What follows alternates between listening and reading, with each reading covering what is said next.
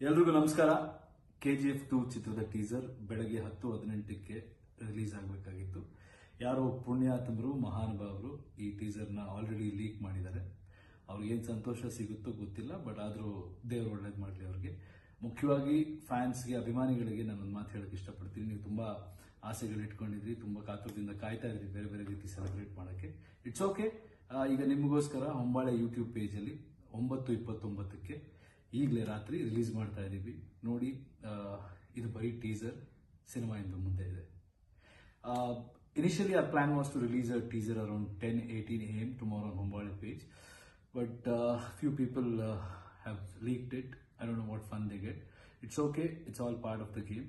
All I would want to tell them is get well soon. So we are immediately launching this teaser on Hombale YouTube page around 9:29 PM. So please do watch it and enjoy. Thank you.